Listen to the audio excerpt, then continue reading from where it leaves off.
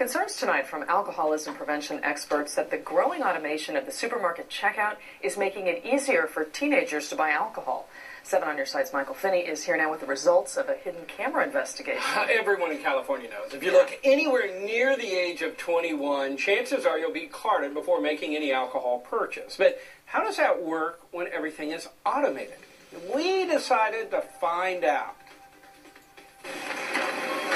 The grocery industry has no hard numbers, but estimates 1 out of 5 transactions are done at self-checkout scanners in grocery stores where they are available. The Fresh and Easy chain just opened in the Bay Area and is 100% self-checkout. The Marin Institute is an alcohol industry watchdog. We have over 2.3 million youth that are drinking in California every year. And self-checkout is too easy of a way for them to beat the system. Here's how the system works. When an alcoholic product is scanned, the system is supposed to lock up. In some stores, a light goes off, and a clerk is alerted to come over and check for ID before the transaction is completed. The California Grocers Association says the system works. We believe that the protections are in place regarding ensuring that underage individuals aren't able to manipulate the system. We decided to find out for ourselves. We sent 22-year-old Blanca Garcia to purchase beer at Safeway, Lucky's, and Fresh and Easy. Her first stop, Safeway. The system failed to lock up, but a clerk did come to talk to her. She didn't ask for ID. She didn't ask me how old I was. She didn't ask for nothing. She just reminded me to grab my change, and I walked out of the store. Safeway declined to comment on camera, but in an email told us it's continuing to investigate this incident and hopes to determine if it was a computer or human error. We also went to a second Safeway.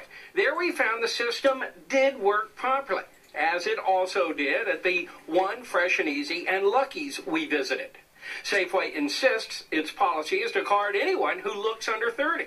Blanca says students who drink will try to get away with what they can. Try to get away with not being carded. So if they're under 21, just trying to push the boundaries on the self-checkout.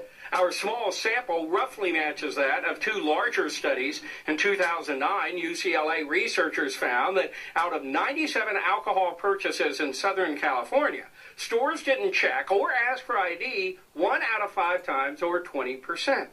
A similar San Diego State study done in 2010 found that out of 216 attempts, the self-check scanners in Southern California failed to flag the alcohol purchase 9% of the time, and no ID was required more than 8% of the time.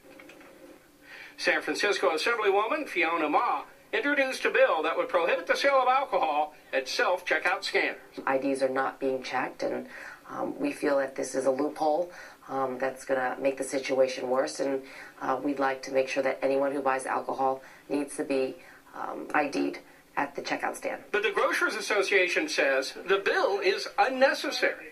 No retailer out there is going to want to lose their alcoholic beverage license. That's something that's very important. So they're going to do everything they can to protect that. Alcoholism prevention experts have a different take on this. If it's completely self-checkout, it means that there's no humans involved. It's just, kid versus the machine, and I think eventually the kid will win. The Grocers Association questions the validity of both the UCLA and San Diego State studies. The bill is scheduled to be heard by the Appropriations Committee this upcoming Wednesday. We will, of course, keep you up to date. All right. Thank you, Michael.